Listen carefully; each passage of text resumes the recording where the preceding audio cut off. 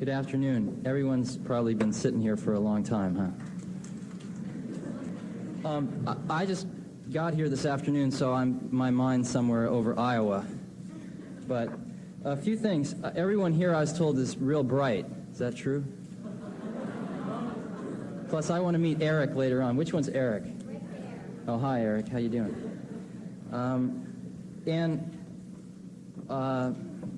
A lot of stuff here is rags to riches. I was listening back there. Sort of want to be careful about that because there's a lot of people that have been real successful in other terms that aren't here because maybe they didn't make a lot of money that you want to listen to very carefully. And one of the things that tends to run through some of the things that people here have talked about is innovation and creativity. And if you're really bright, have you ever thought about what it is to be intelligent? Probably some of you have, right? Because you meet your friend and he's pretty dumb and maybe you think you're smarter and you wonder what the difference is. And I've thought about this a little bit myself, and one of the things is, it seems to me a lot of it's memory, but a lot of it's the ability to sort of zoom out, like you're in a city and you could look at the whole thing from about the 80th floor down at the city, and while other people are trying to figure out how to get from point A to point B reading these stupid little maps, you can just see it all out in front of you. You can see the whole thing, and you can make connections that just seem obvious because you can see the whole thing. That's why bright people feel guilty a lot, because they come up with stuff that they just say, hey, look at this, and other people give them these dumb awards, and they feel funny.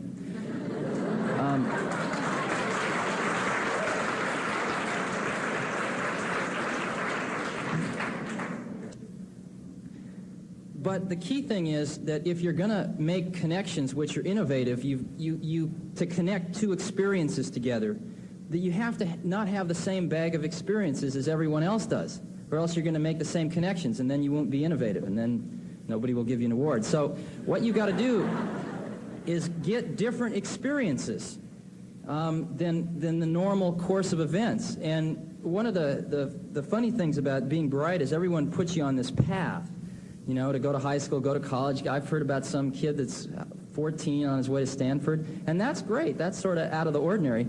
But you might want to think about going to Paris and being a poet for a few years, you know, or you might want to go to a third world country. I'd highly advise that, and see people and lepers with their hands falling off and all that stuff. It's very much so worth doing. You know, fall in love with two people at once. You know?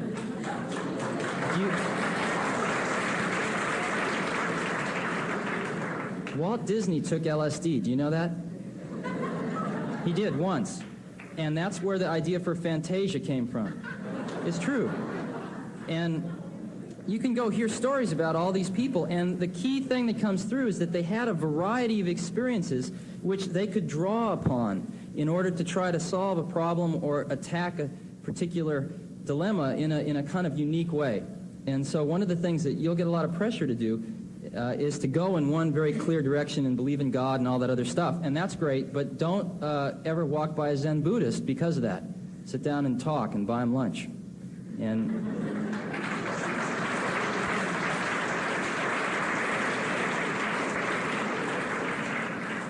one of the things that I had in my mind growing up, I don't know how it got there, but that the world was sort of something that happened just outside your peepers, and you didn't really try to change it. You just sort of tried to find your place in it and have the best life you could, and it would all just go on out there, and there were some pretty bright people running it. And as you start to interact with some of these people, you find they're not a lot different than you. The people actually making these decisions every day that are sort of running the world are not really very much different than you. And they might have a little more judgment in some areas, but basically they're the same. And once you realize that, you start to feel you have a responsibility to do something about it, because the world's in pretty bad shape right now. And I guess one of the things that motivates a lot of people that I've seen that actually get out and do something in any different field is that we all sort of eat food that other people cook and wear clothing that other people make and speak a language that other people evolved and use someone else's mathematics. And we're sort of taking from this giant pool constantly. And the most ecstatic thing in the whole world is actually put something back into that pool. And I think people from all the fields that maybe you've heard from here and a whole bunch that you haven't would express the same sort of feeling. It's the most ecstatic thing that I've encountered. So I would highly recommend it. And one of the major areas, I know probably with all this stuff I might not be invited back here next year, so I'll say it now. When you pass a certain age, I don't know what it is, 25, 30 years old, you sort of as a human being inherit the responsibility of being a guardian of the earth for future generations, of which you are all a member, to inherit. And I'm not exactly sure what that means, but just obviously that's the case. And I think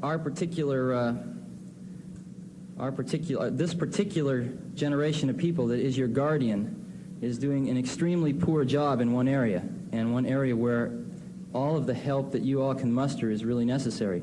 And that is that the chances that this planet's going to remain in one piece through your natural lifetimes is not extremely high right now. And it's fairly dismal. And I anticipate having some kids one day and helping them grow up to be sane human beings. And you people are going to be the people that are running the planet when my kids grow up. So would you please pay attention to this problem and try to do something about it? Because I'd like to see my kids grow up and be able to come here and sit like you and listen to a bunch of funny people. Thank you.